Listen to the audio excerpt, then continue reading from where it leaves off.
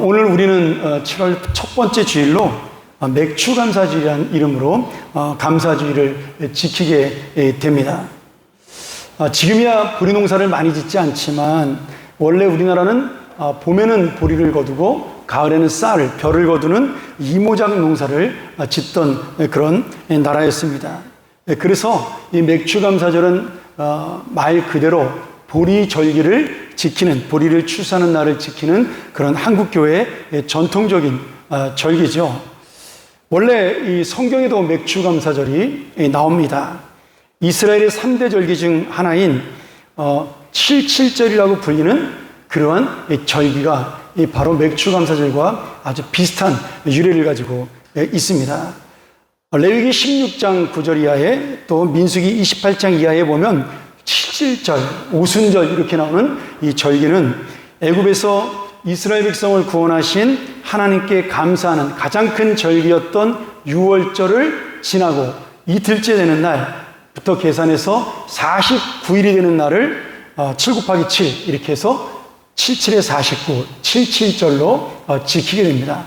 그래서 50번째 날에서 오순절이라고 부르기도 하는 것이죠.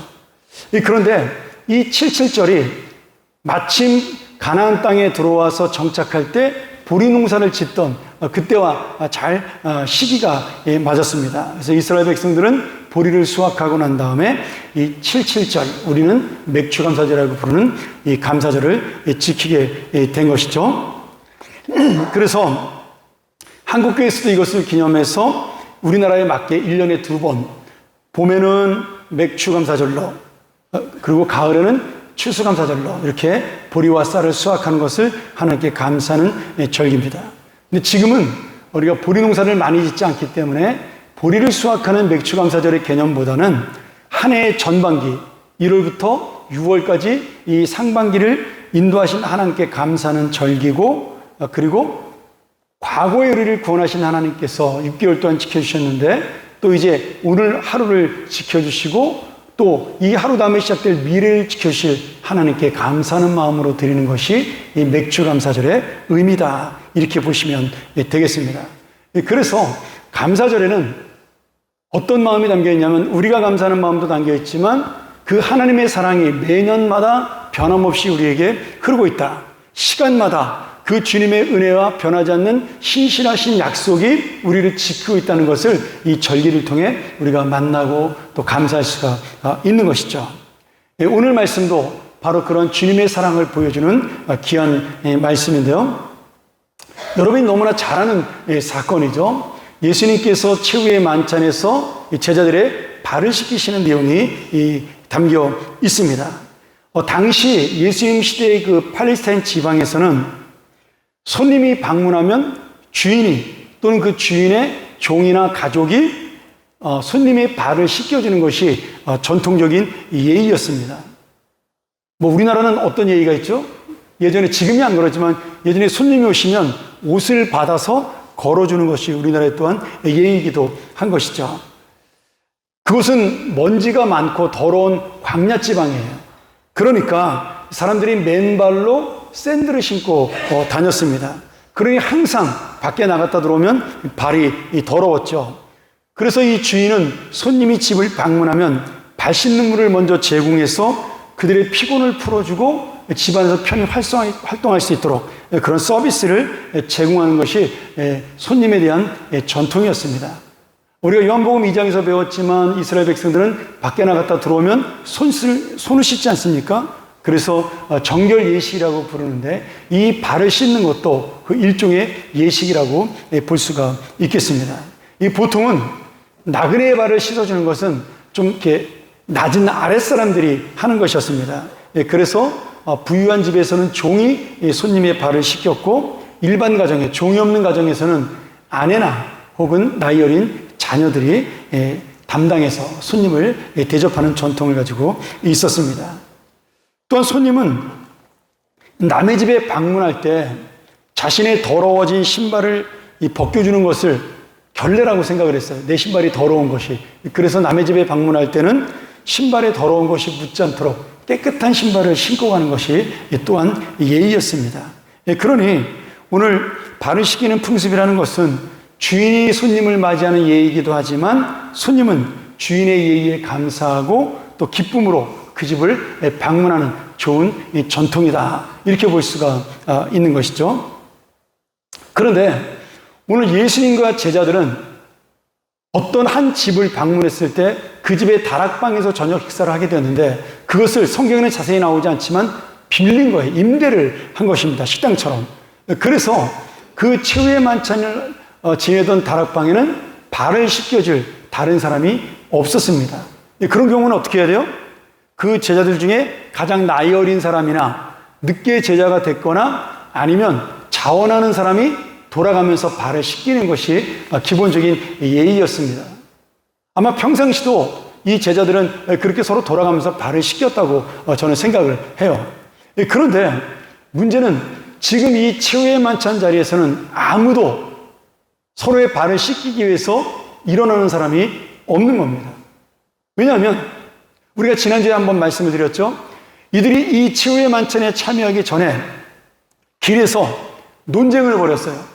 야, 예수님이 왕이 되면 누가 그 옆에 설 것이냐, 누가 더 높은 자리에 설 것이냐, 이런 걸 가지고 서로 간에 논쟁을 벌이고 다투었습니다. 물론 이제 그 시작이 야고보하고 요한의 어머니가 찾아와서 뭐 예수님에게 우리 아들들을 잘 부탁한다고 요새 말로 말하면 좀 이렇게 뭐라 그럴까요? 뇌물을 제공했다 그래야 되나요? 그런 일을 한 거예요. 그러니까 제자들이 그걸 보고 이제 마음의 상처를 받아가지고 서로 간에 내가 더 높다, 네가 더 높다 이러면서 서로 다투게 된 것이죠. 근데 그런 마음을 가지고 지금 이 최후의 만찬 저녁 식사에 참석을 했으니까 이 제자들 중에 먼저 일어나서 발을 씻기면 어떻게 돼요? 내가 너희들보다 낫다라는 자존심 상하는 일이 되는 것입니다. 그래서 이 제자들은 이미 식사가 시작되었는데도 불구하고 아무도 발을 씻기지 않은 겁니다. 그런데 그 자리에서 예수님이 일어나서 제자들의 발을, 선생님이 제자들의 발을 씻기게 된 것이죠. 이런 의미로 볼 때 지금 제자들의 발을 씻기신 예수님의 모습은 굉장히 중요한 의미를 가지고 있습니다. 지금 예수님은 오늘 저녁에 잡혀갑니다. 그리고 재판을 받고 내일 사형을 당해요. 알고 있어요. 하나님께서 이미 예수님께서 그렇게 될 것을 말씀해 주셨습니다. 그런데 내일 죽을 예수님이 지금 자신의 코가 석자인데도 자신의 어떤 감정, 슬픔이라든지 고통이라든지 이런 감정을 넘어서 먼저 제자들의 발을 씻기는 하나님의 뜻을 이루는 섬김의 본을 보여주고 있는 것입니다. 여러분, 이것이 바로 예수님께서 우리가 갖기를 원하시는 마음이에요. 그리고 이 예수님의 섬김, 서로 발을 씻기지 아니하고 교만하고 자랑하려는 그 제자들같이 연약한 우리도 똑같죠. 근데 그런 예수님의 사랑은 지금 우리들에게도 여전히 함께 있다는 것이죠. 오늘 이러한 주님의 사랑을 다시 한번 깨닫는 상반기가 되기를 소원하고요. 내가 감정이 아니라 내 감정을 넘어서 주님 앞에 충성할 수 있는, 그리고 이 주님의 마음을 닮을 수 있는 우리 모든 하나님의 자녀들이 되기를 간절히 축원합니다. 이 첫 번째로 오늘 제가 여러분께 나눌 이야기는 지금 우리가 이 세상에서 살아가는 가치관과 그 다음에 믿음의 가치관, 하나님 나라의 가치관이 다르다는 것을 좀 같이 나누고 싶어요. 이 첫 번째는 예수님이 보여주는 믿음의 가치관을 우리가 잘 깨달아야 됩니다. 이 3절에 보면 우리가 읽었지만 저녁을 먹던 도중에 예수님께서는 하나님 아버지가 이 모든 것을 자기 손에 맡기신 것, 여기서 이 모든 것이라는 건 무엇일까요? 이 세상에 있는 모든 것입니다. 세상 권세, 능력, 제자들의 생명, 모든 인생의 계획까지도 이 세상 전체를 예수님에게 맡기신 거예요. 그것을 주님이 알았어요.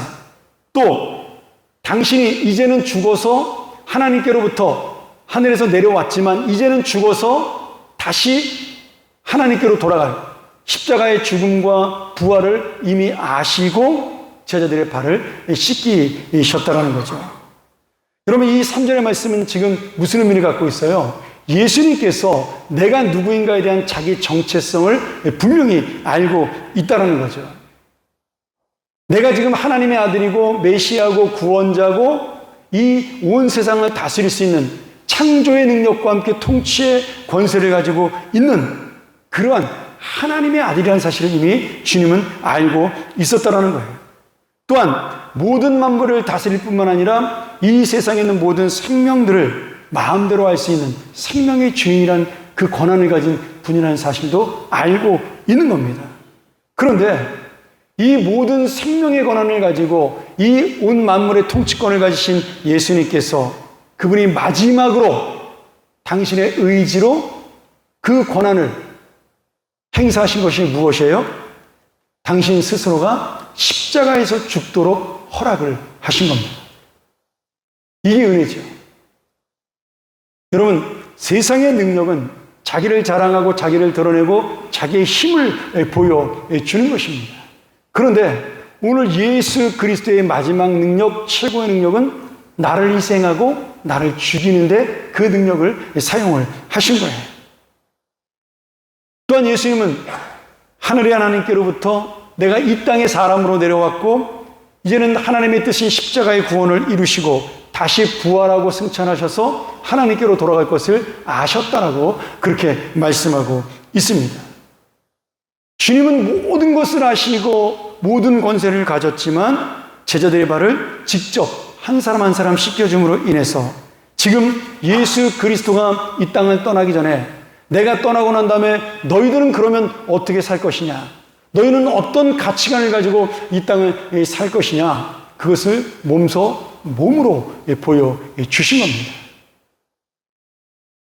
가장 위대한 영광의 통치자여 만물의 주인이시고 절대자이신 예수 그리스도가 가장 낮은 자리에서 섬김의 모습을 보여주는 것, 이것이 바로 하나님 나라의 가치관이고 우리가 따라가야 할 예수 그리스도의 삶임을 너희들도 그렇게 살라고 말씀하시는 그런 주님의 마음이 담겨있는 섬김이 바로 제자들의 발을 씻기는 예수님의 모습입니다. 우리가 여기서 가룟유다와 예수님을 비교해 볼 수가 있어요. 지금 예수님은 가장 영광스러운 하나님의 아들임에도 이 땅에 사람으로 내려오셨습니다. 그리고 당신의 목숨을 희생해서 가장 좋고 귀한 영원한 생명, 구원을 우리에게 주셨어요.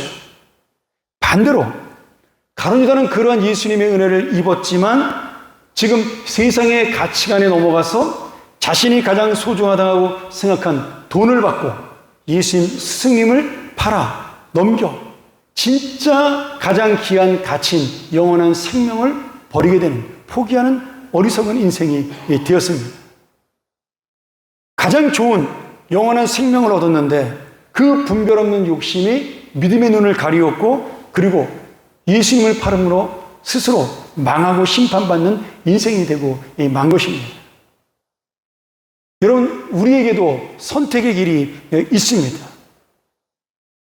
지금 예수 그리스도의 구원의 은혜를 받은 것은 다 똑같아요. 영원한 영생의 생명을 우리도 받았습니다. 이 땅의 물질과 비교할 수 없는 그러한 당장 오늘 죽어도 영원한 소망과 생명이 있는 그 인생이 바로 우리들이에요. 그런데 우리는 유다처럼 가장 좋은 것을 포기하고 이 세상의 눈에 보이는 가치에 매달려 살아가는 인생이 아닌지, 다시 한번 이 천국의 약속을 받았음에도 눈에 보이는 것을 달라고 내가 좋아하는 것이 없다라고 불평하고 원망하는 어리석은 인생이 아닌지 한 번 더 생각하면서 오늘 우리는 예수님께서 제자들의 발을 씻김으로 직접 보여주신 이 믿음의 가치관, 주님의 이 천국의 마음, 이 마음을 이루는 복된 하나님의 사람들이 되기를 간절히 축원합니다. 두 번째는 우리가 예수님의 가치관을 가졌다면 이제는 제자들이 보여주는 세상의 가치관을 포기하고 버려야 합니다. 예수님이 이 발을 씻기면서 재밌는 이 장면이 나와요. 그게 뭐냐면 베드로와 대화하는 내용이죠. 예수님이 대야에 물을 떠서 제자들의 발을 씻기는데 베드로의 차례가 되니까 베드로가 저는 선생님이 제 발을 씻는 것을 감당하지 못하겠다고 거절을 합니다. 근데 예수님이 놀라운 대답을 하죠. 지금 내가 하는 것을 너는 알지 못한다. 이해하지 못한다. 그런데 내가 지금 너의 발을 씻기지 아니하면 너와 내가 아무 상관이 없다. 나중에 내가 너의 발을 씻기는 이유를 알 것이다. 이런 놀라운 의미 있는 말씀을 주셔요. 물론 제자들의 전체에게 주시는 말씀이기도 한 것이죠. 여러분, 우리가 신학적으로 예수님이 우리의 발을 씻긴다라는 것은, 그리고 베드로가 자기의 머리와 그 몸도 씻겨달라는 그 부탁을 거절하신 이유가 뭐냐 하면, 이미 한 번 예수 그리스도의 은혜로 구원받은 사람은 그것을 다 죄 씻음을 받은 것으로 우리가 상징적으로 표현하고 있는 겁니다. 그러니 그런 사람들은 소소한 죄, 우리가 일상생활에 지은 죄만 회개하면 되니까 그 소소한 죄를 발 씻는 것, 다시 말하면 발이 더러워진 것으로 표현하고 있는 것이죠. 이것은 우리가 신학적인 의미인데, 여기서는 좀 더 우리가 베드로의 마음과 예수님의 마음으로 접근할 필요가 있습니다. 예수님이 베드로의 발을 씻기려고 했을 때 베드로는 자기의 발을 씻길 수 없다라고 좋은 마음으로 거절하는 것처럼 보입니다. 그렇잖아요. 선생님이 자기의 발을 씻는 것을 내가 미안해서, 송구스러워서 감당하지 못하겠다, 그런 의미로 볼 수가 있습니다. 그런데 여기에는 어떤 마음이 있어요? 스승의 위치라는 것에 대한 베드로의 가치관이에요. 지금 베드로는 스승의 자리가 남의 발을 씻기는 낮은 자리가 아니라 높임을 받는, 대접받는 자리라고 생각을 한 것이죠. 그리고 그 마음속에는 어떤 생각도 있어요. 예수님의 수제자로 인정받는 지금 내 위치도 남의 발을 씻길 만한 그런 낮은 자리는 아니다, 그 생각이 있는 겁니다. 이 제자들이 예수님이 발을 씻기는 모습을 보고도 지금 서로 눈치를 보고 그러면서 예수님의 그 대화를 뺏지 못하는 그런 어리석은 마음, 그 자존심, 그 가운데도 베드로는 솔직한 사람이니까 지금 예수님에게 안 된다라고 이야기를 한 거죠. 근데 베드로의 마음에는 뭐가 들어있는 거예요? 이 세상의 가치가 들어있는 거예요. 높은 자는 섬기는 자가 아니라 대접받아야 한다는 이 세상의 가치인 것이죠. 또한 예수님께서 베드로에게 너와 내가 이 발을 씻지 않으면 아무 상관이 없다, 이렇게 말을 하니까 이번에는 더 높은 예수님의 제자로 인정받는 발만 아니라 머리와 손도 씻겨주셔서 내가 예수님과 더 친밀한 관계, 위치로 가게 해달라고 요청을 해요. 이 베드로의 너무나 어리석은 모습이죠. 하나님은 예수 그리스도를 가장 낮은 자로 이 땅에 보내셨습니다. 예수님은 가장 낮은 자가 되어 이 땅에 사람으로 오셨고, 그 다음에 죄가 없음에도 불구하고 우리의 죄를 대신해서 죽으셨어요. 그런데 이 베드로는 예수님이 가장 낮은 자의 위치로 오신 그 마음, 그것을 이해하지 못하는 겁니다. 하나님의 나라는 높은 자가 섬겨야 되고, 나이 많은 자가 젊은이들을 섬겨야 하고, 오래된 자가 처음 자를 섬겨야 된다는 그 하나님 나라의 그 믿음의 가치관을 전혀 이해하지 못하는 그런 어리석은 모습을 보여주고 있는 겁니다. 이 베드로의 세상에 찌든 가치관, 가룟 유다의 물질에 찌든 가치관은 예수님의 발을 씻기는 모습을 보고도 눈치만 보고 모른 척하는 다른 제자들도 똑같은 마음인 것이죠. 그 마음속에 뭐가 있어요?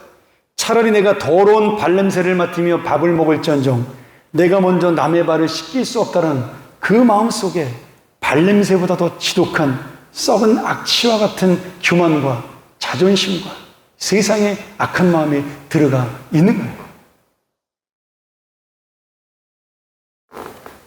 여러분, 제가 이렇게 이해하니까, 아니 목사님, 제자들이 그 발 하나 안 씻은 거 가지고 그렇게 그들을 매도합니까? 여러분, 아닙니다. 결국 이 마음이 이 나라를 망치고 한국교회를 무너뜨리고 우리 교회 공동체를 깨트리는 마음이에요. 여러분, 국회의원 선거하거나 대통령 선거하면 다 나와서 뭐라 그래요? 우리는 국민의 종복입니다, 이런 거짓말 하잖아요. 거짓말이죠. 왜냐하면 되고 난 다음에 자기들 마음대로 사니까. 여러분, 그 리더들이 잘못된 그런 가치관을 가지고 내가 이제 이 자리에 올라왔으니까 백성들이 아니라 내 마음대로 좌지우지해 보겠다라는 그 마음이 이 나라를 망하게 하는 겁니다. 여러분, 교회도 마찬가지예요. 하나님을 섬기는 자들이, 직분을 받은 자들이 내가 먼저 섬기고 낮아지고 그래서 한 영혼 영혼을 돌보고 사랑하는 마음, 그들을 먼저 우선적으로 생각하는 그 마음이 없으면 그 교회는 그 다음부터 무너지는 교회가 될 것입니다. 제가 너무나 감사한 게 이번에 사가족 환영회를 하면서 우리가 그 19분을 모시고 점심 식사를 하는데 그 중에 한 분이 이런 고백을 하시더라고요. 우리 교회 왔더니 모든 분들이 다 친절하고 따뜻하고 가족같이 대해줘서 너무 고맙다라고 이야기를 하시더라고요. 근데 여러분, 우리 교회가 원래 그런 교회 아니잖아요. 우리 교회는 내성적인 교회잖아요. 솔직하게 말하면. 잘 이렇게 어떻게 보면 이건 이제 영어로 뭐 샤이하다 그래야 되나요? 부끄러워서 남 앞에 이렇게 먼저 다가가서 손잡고 막 이런 거 잘 못하는 교회잖아요. 우리 교회는 원래 전통적으로 그런 교회예요.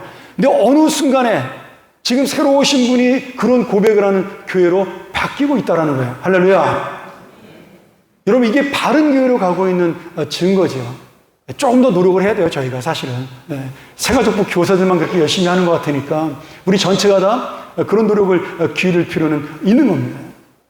근데 저는 그 말을 들었을 때 너무 감사했어요. 교회가 부흥하고 뭐 정말 헌금이 많이 들어오고 이런 것도 뭐 교회 좋은 일이긴 하겠지만 우리 교인들 마음속에 예수님의 마음이 심어졌다는 사실이 너무나 감사했어요. 제가 지난주에 우리 노예 목사님들을 만나서 모임을 가진 적이 있습니다.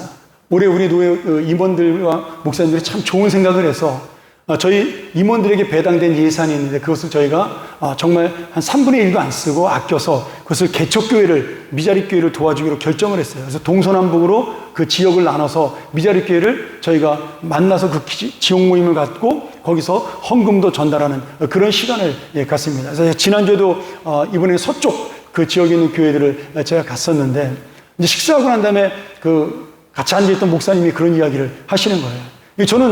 저도 이제 나이 먹었다는 증거가 들더라고요. 그 목사님이 뭐라냐면, 형님, 요새 교회는요, 젊은이들에게 봉사하라는 교회 잘 안 와요. 그렇게 얘기를 하는 거였어요. 그게 무슨 소리야? 그랬더니 요새 30, 40대 젊은 친구들은 다 맞벌이를 해가지고 집에서도 밥을 잘 안 해 먹어요. 다 배달시켜 먹고, 배달의 민족이 그들의 정말 그 밥입니다. 뭐 이러면서 얘기를 하더라고요. 근데 그런 친구들을 교회 와가지고 설거지시키고 청소시키고 밥하라 그러면 싫어합니다. 근데 제가 깜짝 놀랐어요. 아니, 교회 나와서 내가 사랑받고 그리고 일꾼이 되면 교회에서 봉사하는 게 당연한 거지. 뭔 소리야? 제가 그렇게 얘기를 했거든요. 그랬더니 형도 나이 먹었어. 나한테 그러더라고요. 그 목사님이. 요새 여러분, 우리 교회 주변에 어떤 교회든지 물어보세요. 우리 교회 사이즈에서 그 사례비를 주고 설거지 안 하는 교회가 없습니다. 우리 교회만 지금 유일하게 다 무보수로 교인들이 전도회별로 봉사하고 설거지하고 그래요. 제가 진짜 그 얘기를 듣고 와가지고 물어봤어요. 그때 다음 우리 여기 중국 교구협회가 있으니까 목사님들한테 전부 다 교인 중에 사람이든 아니면 외부 사람이든 사람을 사서 일을 시킨다고 이야기를 하더라고요. 여러분, 제가 잘못된 건가요? 아니면 제가 지금 현실을 모르고 있는 건가요? 저는 그러나 우리 교회는 이 현실을 잊어버리고 좀 옛날처럼 그것만큼은 변하지 않는 교회가 되기를 축원합니다.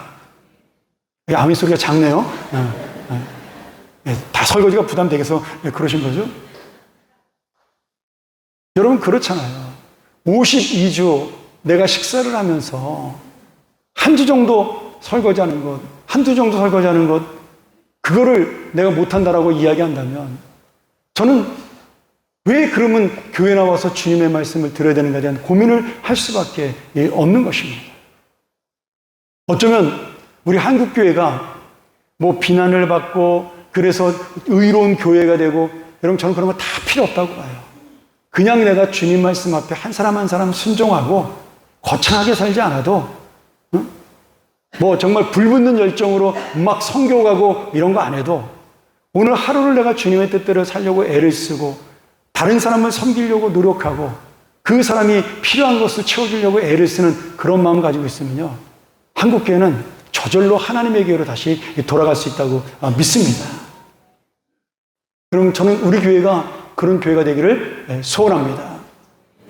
우리가 같이 가는 교회가 돼야 합니다. 지금 제자들이 예수님을 3년이나 쫓아다녔어요. 그것도 일주일에 한 번 만난 게 아니잖아요. 3년 동안 먹고 같이 잠을 자고 예수님의 말씀을 들었어요. 그러면 우리 교회를 10년 다닌 분보다 더 친하다고 봐야죠, 예수님하고. 그런데 예수님이 원하시는 삶이 무엇인지를 전혀 이해하지 못하는 겁니다.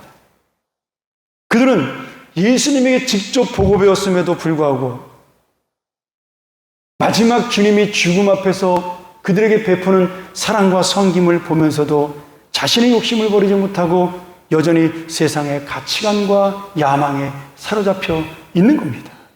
얼마나 답답하고 얼마나 안타깝고 또한 무섭기도 합니다. 왜? 그 모습이 바로 우리의 모습일 수 있기 때문이에요.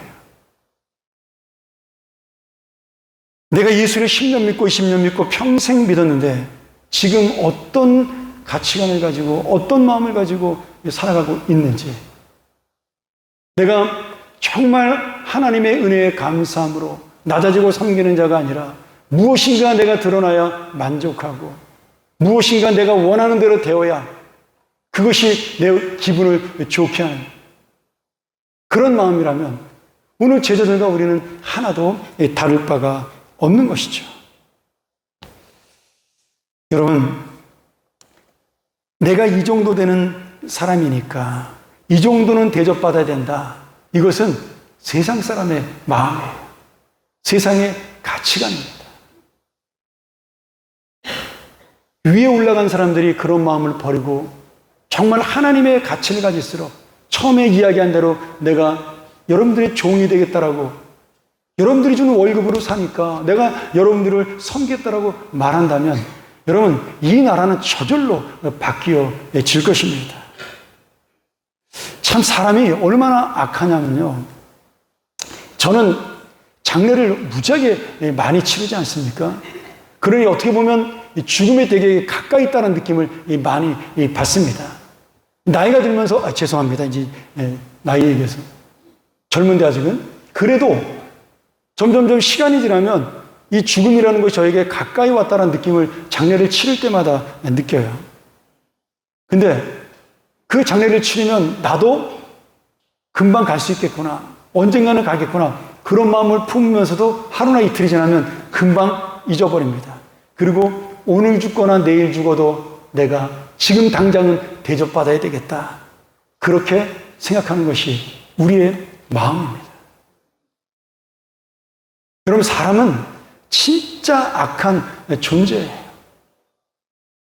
내일 당장 주님 앞에 떠나는 순간이 와도 우리는 오늘 인정받고 대접받기를 원하는 게 우리의 욕심이라는 이 사실이죠. 그런데 내가 이 정도가 되든 저 정도가 되든 우리는 죄인이고 부족한 자요, 주님의 은혜와 사랑이 없이는 절대 구원받을 수 없었던 연약한 사람을 인정하고 다른 사람이 나보다 낫고 내가 섬겨야 할 자라고 인정하며 살아갈 때 우리에게는 진정한 주님의 사람이 되는 은혜가 되고 이 교회는 그러한 진정한 주님의 교회로 다시 세워질 줄 믿습니다. 오늘 우리가 있는 이 자리, 교회뿐만이 아니에요. 여러분의 직장과 여러분의 가정, 여러분의 만나는 사람, 여러분이 갖고 있는 모든 직업들을 통하여 그것이 밥을 먹고 사는 것으로 끝나는 것이 아니라 내가 섬겨야 하는 자리요, 주님의 사명의 자리라고 생각할 때 그 자리는 거룩한 하나님의 장소가 되고 거기에 주님의 영원한 나라가 임할 줄 믿습니다. 저는 이 말씀을 생각하며 한 번 더 이 깨달음에 대한 이야기를 여러분에게 드리고 말씀을 마칩니다. 예수님은 이 세상을 마음대로 할 수 있는 능력과 권위를 가지고 있었지만 이 능력을 가지고 당신이 죽음으로 가는데 사용을 하셨어요. 이 권세를 가지고 왕이 되는 것이 아니라 우리를 위해 죽는 주님의 길로 가셨습니다. 사랑의 길로 가셨어요. 이것이 바로 세상과 다른 하나님 나라의 가치관이요, 믿음의 이 가치관입니다. 그럼 이런 분에게 부활신앙이 있는 거예요. 이 세상이 아니라 영원한 소망이 있기 때문에 우리가 이 하나님의 은혜를 가지고, 이 하나님의 믿음을 가지고 내가 저 영원한 생명을 바라볼 때 우리는 하나님의 진정한 가치 있는 인생으로 살아갈 수가 있는 겁니다.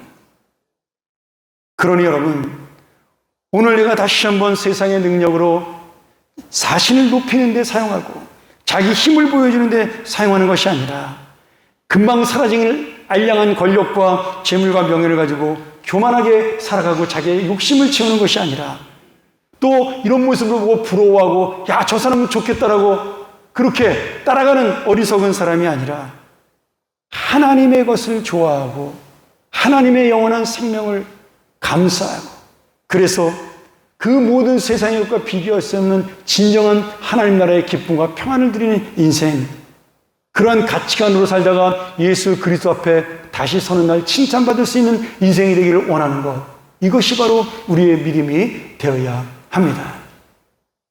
여러분, 산에 가보셨나요?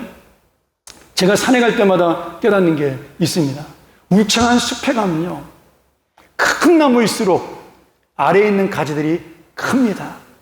그리고 그런 나무는 위로 올라갈수록 어떻게 돼요? 가지들이 작습니다. 여러분, 세상의 원칙대로 하면 큰 가지가 위로 가고 작은 가지가 아래에 있어야 되잖아요. 그럼 목사님, 나무가 부러지지 않겠습니까? 예, 맞습니다. 여러분, 나무도 하나님의 법칙을 알아요. 힘있고 능력있고 강한 자가 아래에서 섬겨야 위로 그 가지가 뻗어나간다는 것을 아는 것. 나무조차도 아는 자연의 법칙, 하나님의 섬김의 법칙을 우리 예수 믿는 사람들은 아직도 깨닫지 못하고 있다라는 거죠. 오늘 그러기에 교회는 섬김을 받는 사람보다 섬기는 사람의 믿음이 더 좋아야 됩니다. 낮아지는 사람의 그 성숙이 더 커야 합니다.